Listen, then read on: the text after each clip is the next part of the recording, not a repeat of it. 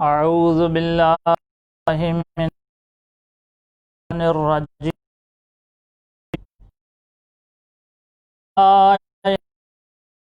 الرحیم الحمد للہ الذی سمک السماء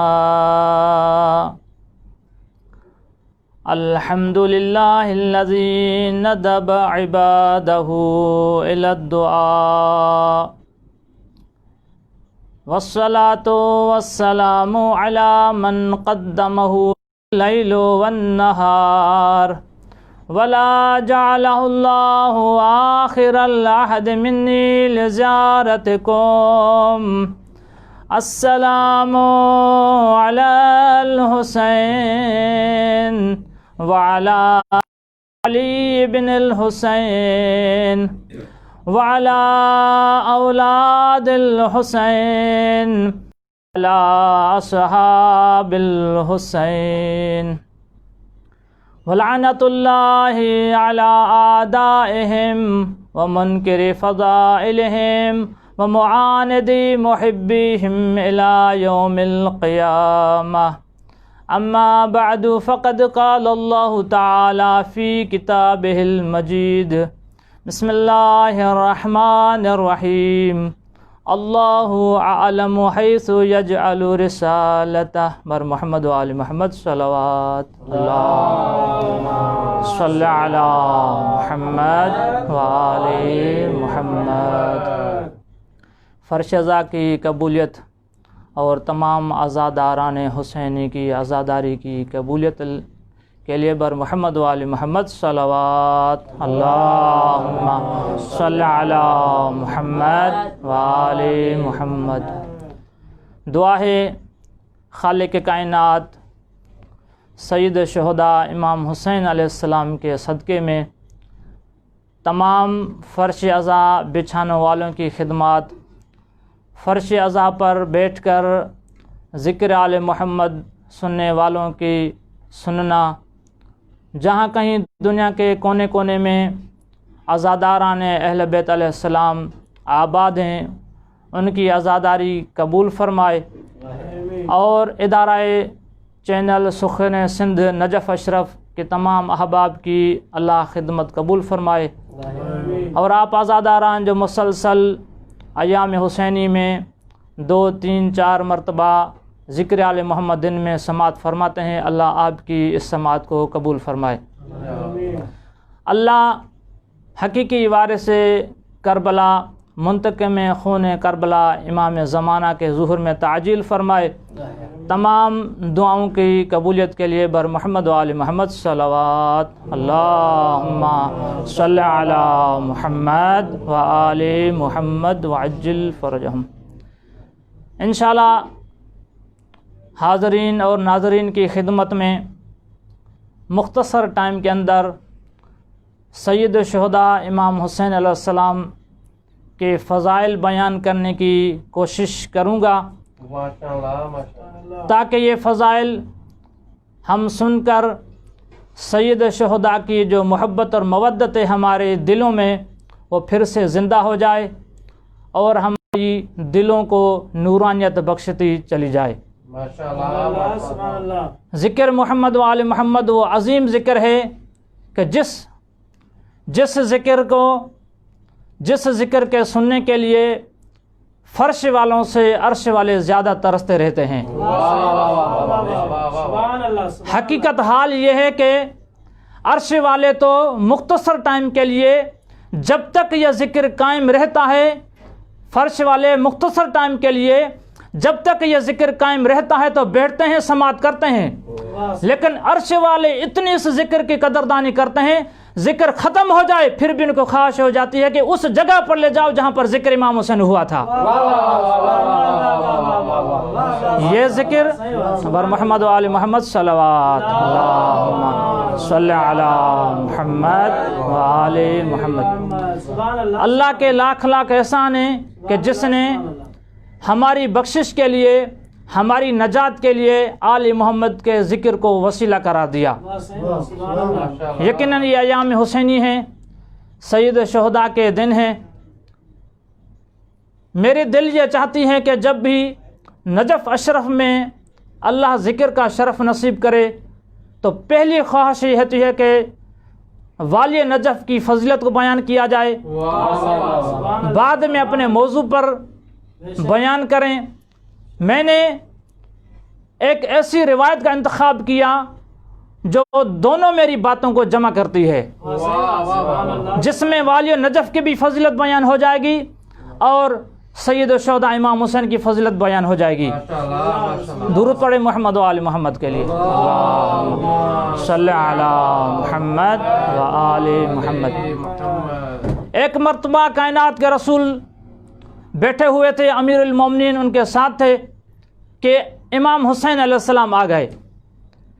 جیسے ہی امام حسین علیہ السلام آ گئے تو امام حسین علیہ السلام آتے آتے رسول خدا کی گود میں آ کر بیٹھ گئے اور رسول خدا نے سید الشہداء کی پیشانی پر بوسہ دیا، سید الشہداء کے ہونٹوں پر بوسہ دیا اور احترام کے ساتھ بٹھایا۔ تو امیر المومنین علیہ السلام نے کائنات کے رسول سے سوال کر دیا، یا رسول اللہ کیا تم میرے اس فرزند کے ساتھ محبت کرتے ہو؟ تو اللہ کے رسول نے فرمایا، کیوں نہیں، اس لیے محبت کرتا ہوں کہ یہ میرے عضو میں سے ایک عضو ہے، میرے حصوں میں سے ایک حصہ ہے، تو اس لیے محبت کرتا ہوں۔ پھر امیر المومنین نے دوسرا سوال کر دیا، یا رسول اللہ کیا آپ مجھ علی سے محبت زیادہ کرتے ہیں یا میرے فرزند حسین سے محبت زیادہ کرتے ہیں؟ تو رسول خدا کے جواب دینے سے پہلے سید الشہداء نے اپنے بابا سے مخاطب ہو کر کہہ دیا، اے میرے بابا علی، جس کی منزلت، جس کا قرب، جس کا شرف نبی کے نزدیک ہوگا تو اس سے ہی نبی زیادہ محبت کرتے ہوں گے۔ امیر المومنین علیہ السلام نے فرمایا، اے میرے بیٹا حسین، کیا تم میرے ساتھ مفاخرہ کرنا چاہتے ہو؟ تو حسین ابن علی نے فرمایا، اے میرے بابا، اگر آپ چاہتے ہیں تو میں مفاخرہ کرنے کے لیے تیار ہوں۔ امیر المومنین علیہ السلام مخاطب ہو کر امام حسین علیہ السلام سے اپنے فضائل بیان کرنا شروع کیے۔ امیر المومنین علیہ السلام نے فرمایا، انا امیر المومنین، انا لسان الصادقین، انا خازن علم اللہ، انا سابقین الی الجنہ، انا قاضی الدین رسول اللہ، انا الذی امہ سید الشہداء، انا الذی اخوہ جعفر طیار فی الجنہ۔ اس طرح امیر المومنین فضائل بیان کرتے ہوئے فرماتے، انا حبل المتین، انا الذی تزورہ ملائکۃ السماوات، انا لسان اللہ الناطق، انا حجت اللہ علی خلقہ، انا بیت اللہ الذی من دخلہ کان آمنا،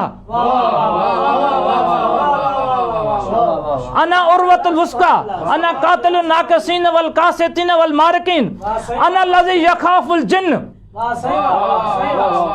امیر المومنین نے فرمایا، انسان تو مجھ سے ڈرتے ہی ہیں لیکن جن بھی مجھ سے ڈرا کرتے ہیں۔ امیر المومنین فرماتے ہیں، انا اما یتساءلون، میں سورہ اما یتساءلون کا مصداق ہوں۔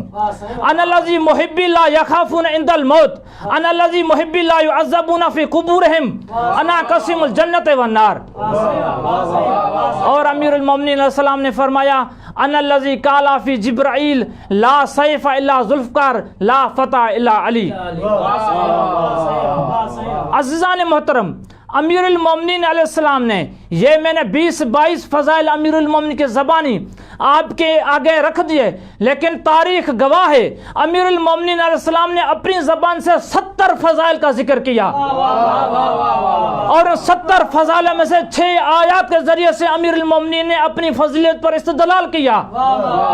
اتنے فضائل بیان کرنے کے بعد اللہ کے کائنات کے رسول نے ایک عظیم جملہ فرمایا۔ جب امیر المومنین خاموش ہو گئے تو رسول خدا نے فرمایا، یا ابا عبداللہ، آپ نے سنے فضائل جو تیرے بابا نے بیان کیے، لیکن میں رسول کہتا ہوں یہ ہزاروں فضائلوں میں سے 10واں حصہ علی کے فضائل تھے۔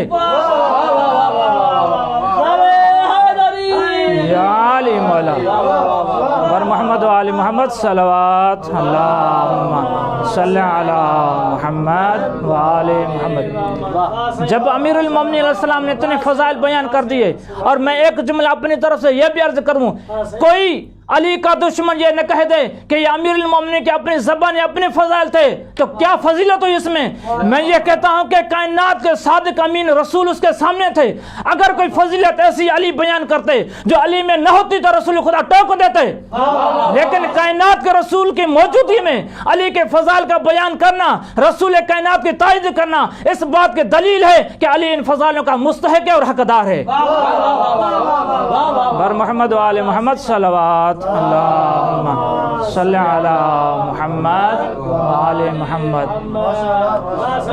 عزیزان محترم, میں ادنا سا ایک طالب علم ناقص مطالعہ ناقص صلاحیت کے بنا پر یہ کہتا ہوں, اگر امیر المومنین کے ان 70 فضائل کو دیکھا جائے اور اس پر تفصیل سے گفتگو کی جائے کم از کم 3 اشروں کی ضرورت ہے. ہر ایک فضیلت علی کی سمندر میں سمٹے ہوئے ہے.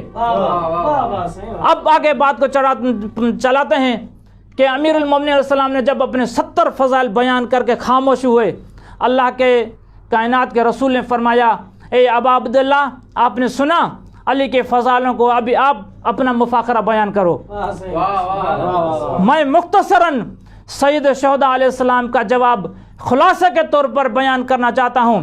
سید الشہداء بڑے ادب احترام کے ساتھ ادب کے دائرے میں رہتے ہوئے, تاکہ میرے باپ کی توہین نہ ہو جائے, بغیر کسی طول مناظرے کے, بغیر کسی گفتگو کے, سید الشہداء علیہ السلام نے یہ زبان حال سے کہا, اے میرے بابا یقیناً تیری عظمت, یقیناً تیری فضیلت, یقیناً تیرا شرف خاتم النبیین کے بعد سب سے بڑا ہے, اور مجھ جیسے ہزاروں حسین تیرے پاؤں پر قربان جائیں, لیکن بابا مجھے فقط یہ بتاؤ یہ اتنے لا تعداد فضائل, فقط یہ بتاؤ یہ اتنے لا تعداد فضائل تیرے بابا ابو طالب کہے یا میرے بابا علی کہے.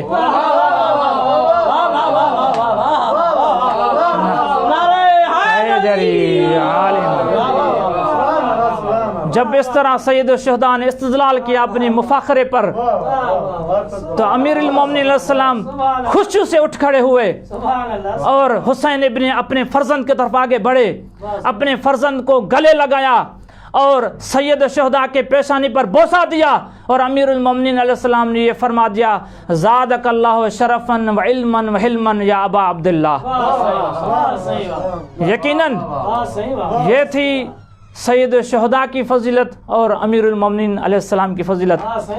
آپ لوگوں کا بہت ہی تعاون رہا, اور دل چاہتی ہے کہ ایک فضیلت کے بارے میں اور روایت. محمد صلی علی محمد وآل محمد. بہت ہی بڑی عجیب روایت ہے, اور یقیناً یہ بات علماء کرام کے سامنے واضح ہے کہ فضیلتیں ہوا کرتی ہیں, لیکن جب فضیلت کو, عظمت کو دشمن بیان کرے تو اس کی اہمیت اور ہوتی ہے. ابھی محمد روایت کرتے ہیں, فرماتے ہیں کہ ایک مرتبہ مدینہ میں ایک خاتون کا جنازہ تھا, تشییع جنازہ میں تھے, طول سفر تھا تو کہیں پر وقفہ کر کے بیٹھ گئے. تو اسی اثنا میں ایک دوسرا جنازہ آیا جو مرد کا جنازہ تھا, انہوں نے بھی آ کر وہیں پر قیام کیا کچھ دیر وقفہ کرنے کے لیے. ہم جیسے بیٹھے ہی تھے تو اس جنازے میں, دوسرے میں, تشییع جنازہ میں امام حسین علیہ السلام بھی تھے. بچپن کا زمانہ تھا تو سب لوگ بیٹھ گئے, تو امام حسین علیہ السلام بھی سائڈ میں آ کر بیٹھ گئے. جب امام حسین علیہ السلام بیٹھ گئے تو ان میں ابو ہریرہ بھی تھے. جیسے ہی ابو ہریرہ نے دیکھا کہ سید الشہداء امام حسین بیٹھ گئے ہیں اور امام حسین کے پاؤں پر مٹی پڑی ہوئی ہے, ابو ہریرہ فوراً اٹھ کے امام حسین کے قدموں کی اپنی ابا کے ساتھ مٹی صاف کرنے لگے. جب ابو ہریرہ نے امام حسین کے قدموں کی مٹی کو صاف کرنا شروع کر دیا, آپ جانتے ہیں برادران اہل سنت کے ہاں یہ صحابی بڑا معتبر مانا جاتا ہے, یہ رسول سے بڑی روایت نقل کرنے والا ہے. اب میں اہل سنت والوں کو بھی دعوت دیتا ہوں جملے کے بعد. اب جب ابو ہریرہ امام حسین کے قدموں کی مٹی کو صاف کرنے لگا تو امام حسین علیہ السلام بھی ظاہری احترام کی خاطر کہنے لگا, یا ابا ہریرہ انت تفعل ھذا, اے ابا ہریرہ تو یہ کام کر رہا ہے، میرے پاؤں سے مٹی کو صاف کر رہا ہے۔ ابا ہریرہ نے کہا دانی یا حسین، دانی یا حسین، اے حسین یہ عظیم کام ہے مجھے کرنے دو، اے حسین یہ عظیم کام ہے مجھے چھوڑ دو۔ اب ابو ہریرہ سے پوچھتے ہیں اے ابا ہریرہ یہ تو کام کیوں کر رہا ہے، آخر کیا وجہ ہے؟ ابو ہریرہ جواب دیتے ہیں لو علم الناس منک کما اعلم لحملوک علی رکابہم، اے حسین جو فضیلت میں تیری جانتا ہوں، جو عظمت میں تیری جانتا ہوں، جو شرف میں پتا چل جائے، یقیناً بے یقین وہ اپنے کندھوں پر آپ کو اٹھا کے چلتے پھریں گے۔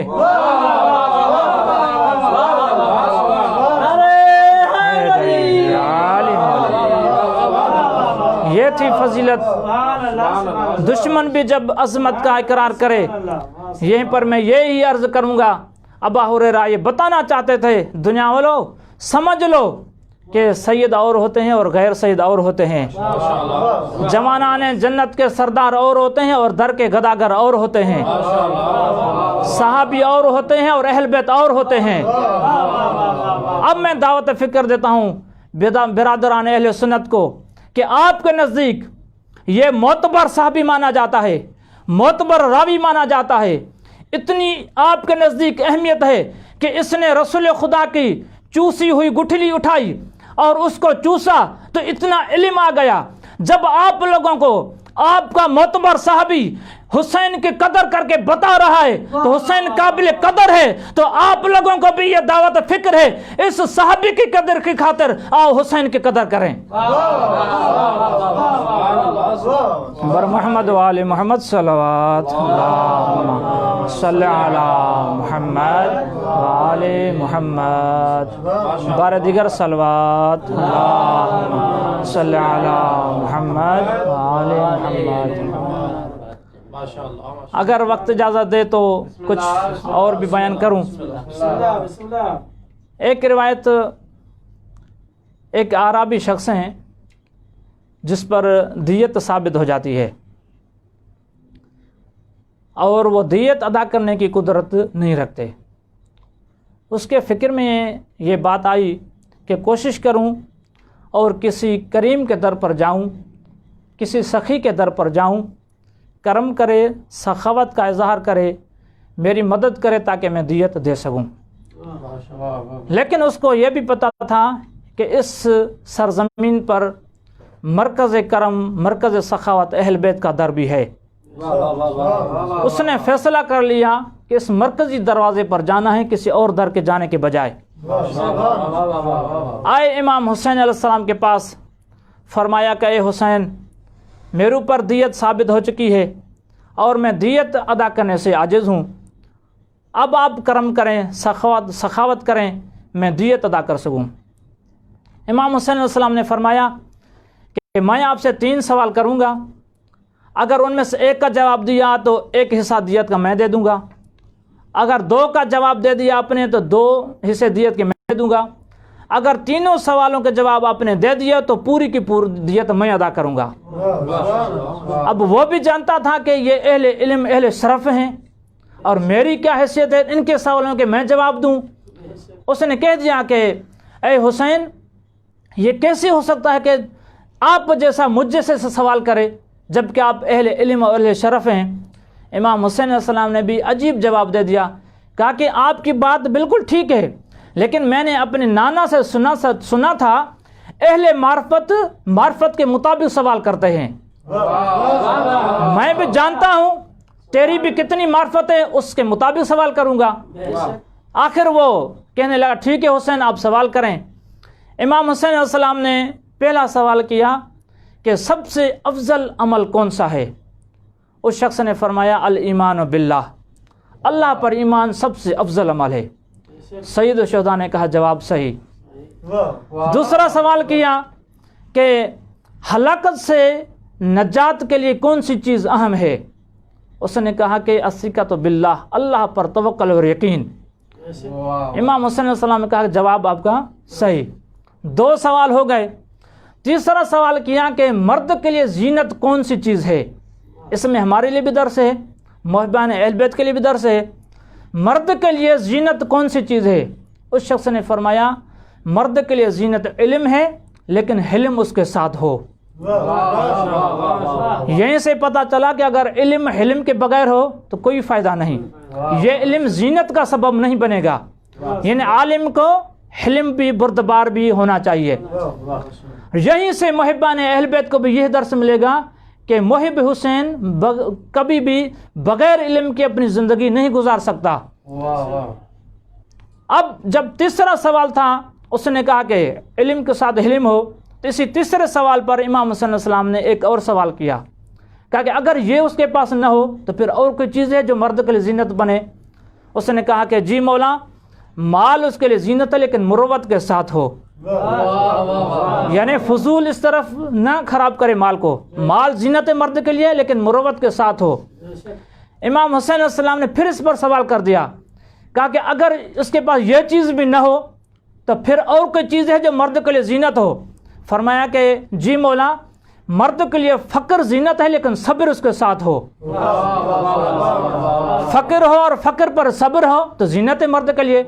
صبر نہ ہو، در در پر بھٹکتا پھرتا رہے تو پھر اس کی زینت نہیں بنے گی. پھر امام حسین علیہ السلام نے اس پر سوال کر دیا. کہا کہ اگر یہ نہ ہو مولا، یہ نہ ہو عرب بھائی، تو اس نے جو جواب دیا پہلے میں اپنی سندھی میں آپ کو آسانی سے سمجھا دوں. تو مولا نے فرمایا کہ اگر یہ بھی اس کے پاس نہ ہو، اس میں خطا کرے، تو پھر اس نے جو جواب دیا اس نے کہا کہ مولا پھر بھلو یا تو پھاہو کھائی مری ونجے باقی بے کو طریقو کون دس. بر محمد و آل محمد صلوات صلی علی محمد و آل محمد. مولا نے جب یہ کہا کہ یہ بھی اس کے پاس نہ ہو تو پھر کیا کرے؟ اس نے کہا کہ مولا پھر یہ ہے کہ آسمان سے بجلی گرے، سڑ کر مر جائے، اور کوئی راستہ نہیں ہے. تو جیسے اس نے کہا کہ مولا حسین علیہ السلام اس کے جواب پر خوش ہوئے اور مسکرائے، فوراً ایک تھیلی آگے بڑھائی جس میں 1000 دینار تھے، اور اپنی ایک انگوٹھی آگے بڑھائی جو 200 درہم کی تھی. کہا کہ 1000 دینار تیرے دیت کا ہے اور یہ 200 درہم کی قیمت کی انگوٹھی یہ تیرے نان نفقہ کے لیے ہے. عزیزان محترم، وہ بھی عجیب معرفت رکھنے والا تھا. جب خوش ہو کر اٹھ کھڑا ہوا اور یہ کہتا ہوا چلا گیا، اللہ اعلم حیث یجعل رسالتہ.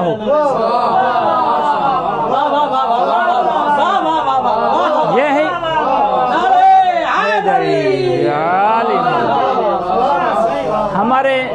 ہمارے استاد مرحوم بہترین خطیب تھے اور بہترین اہل بیت کی محبت مودت رکھتے تھے. وہ بھی مجلس جب پڑھا کرتے تھے تو ایک دو نعرے وہ خود لگواتے تھے، اور نعرہ لگوانے کے لیے وہ یہ کہتے تھے کہ نعرہ ایسا لگائیں کہ تکبر اور غرور میں ڈوبا ہوا منافق کھڑا ہوا گر جائے، اور پریشانی کی حالت میں دشمن کے خوف سے گرتا ہوا مومن کھڑا ہو جائے. تو آپ بھی نعرہ ایسا لگیں، نعرہ حیدری. یہ ہے حسین، اور یہ حسین کی فضیلت، اور یہ ہے حسین کی عظمت. یقیناً حسین آج جو اس وقت خاص طور پر پاکستان میں سادہ لو انسان محبت کا دعویٰ بھی کرتے ہیں اور یہ بھی کہتے ہیں کہ کربلا درسگاہ نہیں. اگر کائنات میں کربلا کے علاوہ کوئی درسگاہ ہوتی تو پھر ٹھیک ہے. تمام درسگاہیں کربلا کے درسگاہ کے سیراب ہو کر پھر درس دیتی ہیں. کربلا کے درسگاہ کیا درس ملتے ہیں ہمیں؟ کربلا سے پہلا درس یہ ملتا ہے کہ وطن کتنا ہی عزیز کیوں نہ ہو، اسلام پر وقت آ جائے تو وطن کو ترک کر دینا چاہیے. یہ درس کہاں سے ملا ہمیں؟ کربلا سے ملا. حصول مقصد اگر دین ہو اور حصول مقصد اگر حق ہو تو اس مقصد کے حاصل کرنے کے لیے قربانی دینا پڑے تو دینی ضروری ہے. یہ ہے مقصد کربلا. اور حقیقی محبت یہی ہے کہ دوست کی راہ میں جان بھی دے دی جائے. حسین تھے اللہ کے نزدیک محبوب، تو دوست کی راہ میں جان دے دی حسین نے، کوئی پرواہ نہیں کی. اور حریت کا اسلامی مفہوم یہ ہے کہ ظالموں کی نوکری سے آزادی حاصل کی جائے. اور کربلا میں آپ نے سنا ہے کہ کچھ عظیم ترین شخصوں کو فقیہ ہونے کا بھی مرتبہ دیا گیا، جس طرح حبیب بن مظاہر کو بھی فقیہ کہا گیا، حضرت عباس علیہ السلام کو بھی فقیہ کہا گیا. یہیں پر یہ کہ فقاہت کی معنی یہ ہے کہ نصرت حسین میں قدم آگے بڑھتے جائیں، حسین کے نصرت سے پیچھے نہ ہٹیں، یہ ہے فقاہت۔ اور مساوات کا درس کہاں سے ملا؟ مساوات کا درس کربلا سے ملا، اور حقیقی مساوات سید الشہداء نے کر کے بتلائی کہ غلام جون کے سر کو بھی اپنے زانوں پر رکھا۔ یہ کربلا کے درس ہیں۔ اور شجاعت کی معنی بھی کربلا میں سمجھائی گئی۔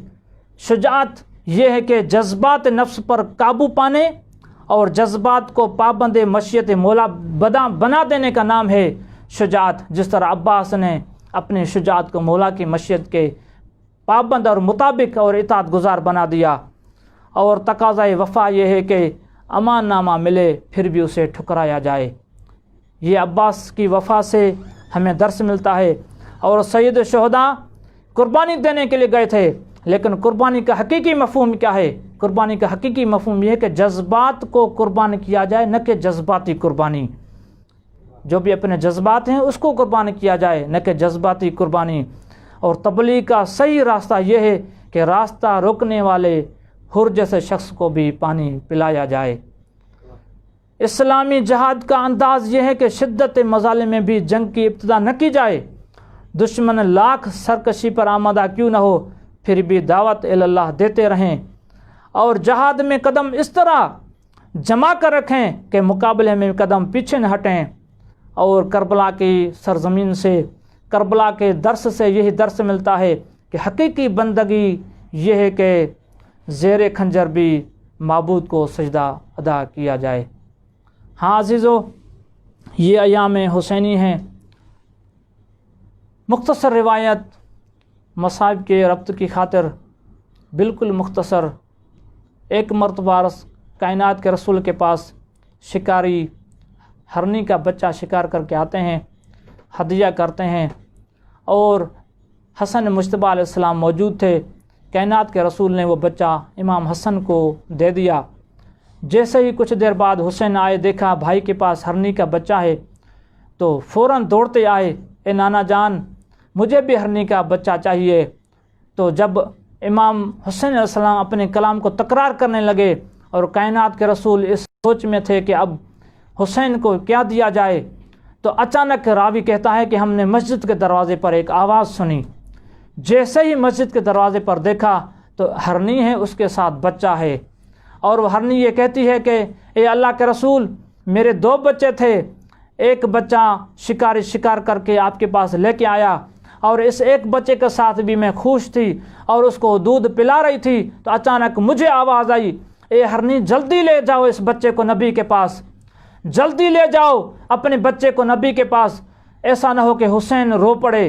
ملائکہ نے اپنے سجدوں سے سر اوپر کر لیے ہیں، اگر حسین رو پڑے تو ملائکہ مقربین بھی رو پڑیں گے حسین کے رونے کی وجہ سے۔ ہاں عزیزو، وہ حسین تھے جس کی نہ رونے کی خاطر اللہ ہی انتظام کرتا رہا کہ حسین نہ روئے، لیکن مسلمانوں کو کیا ہو گیا؟ حسین کو قدم قدم پر رلایا، 70 یا 72 لاشوں پر حسین کو رلایا، اکبر کی جوانی پر حسین کو رلایا، اصغر کی چھوٹے پن پر حسین کو رلایا، عباس کی شباب پر حسین کو رلایا، اور حضرت قاسم کی بچپن پر حسین کو رلایا۔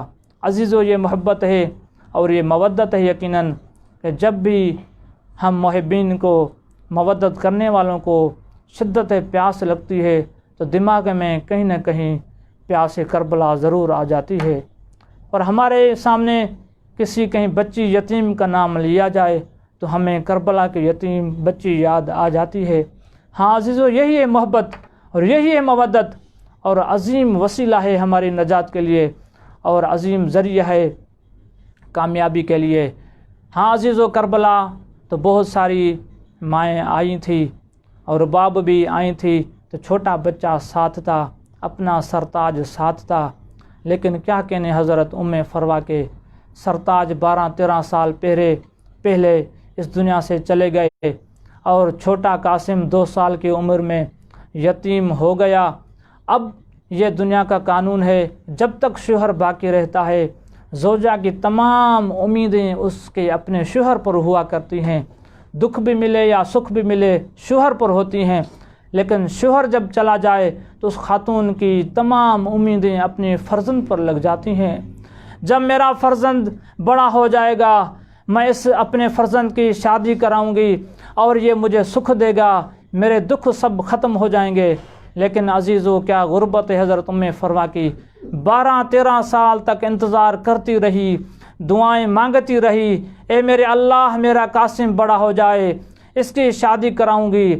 لیکن کیا کہنے جناب ام فروا کے، کربلا کے میدان میں ام فروا کی طبیعت چینج ہو گئی، اور کربلا کے میدان میں جو ام فروا زندگی بھر دعائیں کرتی رہی، اے میرے اللہ قاسم بڑا ہو جائے، لیکن کربلا کے میدان میں یہ دعائیں کر رہی ہے، اے میرے اللہ میرے قاسم کو شہادت نصیب ہو جائے۔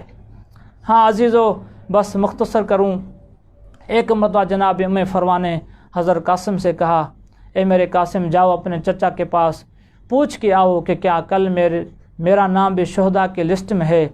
عزیزو حضرت قاسم اپنے چچا کے پاس آئے اور اپنے چچا سے پوچھتے ہیں کہ میرے چچا جان، اے میرے آقا حسین، بس مجھے ماں نے بھیجا ہے کہ کل پوچھ کے آؤ کیا شہداء میں میرا نام بھی ہے۔ سید شہداء نے حضرت قاسم کو گلے لگایا، حضرت قاسم کو چومتے جاتے ہیں اور حضرت قاسم کے بدن کی خوشبو سونگھتے جاتے ہیں اور یہ کہتے جاتے ہیں کہ قاسم تیرے بدن سے مجھے میرے اپنے بھائی حسن کی خوشبو آتی ہے، قاسم تو میرے بھائی کی نشانی ہو۔ جب جناب قاسم نے 2-3 مرتبہ پوچھا، سید شہداء کی طرف سے کوئی جواب نہ آیا، بے اختیار جناب قاسم رونے لگے، کہنے لگے چچا میں سمجھ گیا ہوں اس سعادت مندی میں میرا نام نہیں، چچا میں سمجھ گیا ہوں شہداء کی لسٹ میں میرا نام نہیں۔ جب جناب سید شہداء جناب قاسم کو زیادہ روتے ہوئے دیکھا تو کہنے لگا، اے قاسم تم پریشان کیوں ہو گئے ہو؟ اے قاسم میں آپ کو بتا دیتا ہوں، تیرے بھائی جو سب سے چھوٹا بھائی ہے، 6 ماہ کا بھائی، اس کا بھی نام شہداء میں ہے۔ اے قاسم آپ کا تو ضرور نام ہوگا۔ ہاں عزادارو بس قربانی شروع ہوئی، ایک شہید ہوتا ہے تو قاسم پھر لوٹ کے آتا ہے ماں کے پاس، ماں کہتی ہے بیٹا ابھی تک تم زندہ ہو۔ بس عزادارو کئی مرتبہ اس طرح ہوا، قاسم یہ کہتا تھا کہ ماں گواہی پیش کر سکتا ہوں، ہر بار اپنے چچا کو کہتا ہوں کہ مولا مجھے اذن جہاد دو، لیکن جناب ام فروا کو یاد آ گیا کہ انتقال کے وقت حسن مجتبیٰ نے ایک تعویذ دیا تھا، جب بھی میرے بیٹے پر مشکل آ جائے اس تعویذ کو کھول کر دیکھنا اور اس کے مطابق عمل کرنا۔ تعویذ کھولا تو جناب امام حسن کی وصیت تھی، جب بھی مشکل آ جائے میرے بھائی حسین پر، میری طرف سے قاسم کو قربان کر حسین کے پاس لایا گیا۔ امام حسین علیہ السلام اس وصیت کو پڑھ کر بہت روئے، آنکھوں پر لگایا اور کہا کہ میرے قاسم میرے حسن کی نشانی ان قریب آپ کا وقت آ جائے گا۔ بس ایک ایسا وقت آیا، جناب قاسم میدان میں نکلے۔ عزیزو بس ایک دشمن ہے، وہ کہتا ہے کہ ہم نے خیام سے بہت جوان آتے دیکھے، لیکن ایک بچہ ایسا آیا جس کا چہرہ 14ویں کے چاند کی طرح تھا، ہمیں بھی رحم آنے لگا کہ ہم اس پر ظلم نہیں کریں گے، ہم اسے قتل نہیں کریں گے۔ ہاں عزیزو جناب قاسم نے بہت جنگ کی، بہت سارے دشمنوں کو فنار کیا۔ ایک مرتبہ آواز دی، یا اماں میرے چاچا میں زین سے اتر کر رہا ہوں، میرے چچا میں زین سے اتر رہا ہوں۔ ہاں عزیزو امام حسین علیہ السلام جناب قاسم کی طرف بڑھے۔ عزیزو اصحاب تحقیق مطالعہ علماء کا جملہ ہے، جناب قاسم جیسے ہی زمین پر آئے دشمنوں نے گھوڑے دوڑائے۔ زیارت نہیہ میں ایک جملہ ملتا ہے، سلام اس شہید پر جس کی دائیں طرف کی پسلیاں بائیں طرف ہو گئی تھی، بائیں طرف کی پسلیاں دائیں طرف ہو گئی تھی۔ علماء فرماتے ہیں یہ 2 جنازوں کے ساتھ ہوا، ایک سید شہداء کا جنازہ تھا، ایک جناب قاسم کا جنازہ تھا۔ میں عرض یہ کروں گا مولا اے سید شہداء آپ شہید ہونے کے بعد پامال ہوئے، لیکن قسمت جناب قاسم کی، قاسم ابھی زندہ تھے پامال ہو گئے۔ بس وہ اپنی راہ میں اللہ کی راہ میں قربان ہو کر سرخرو ہو گئے۔ اللہ لعنت اللہ علی القوم الظالمین، سیعلم الذین ظلموا ای منقلب ینقلبون۔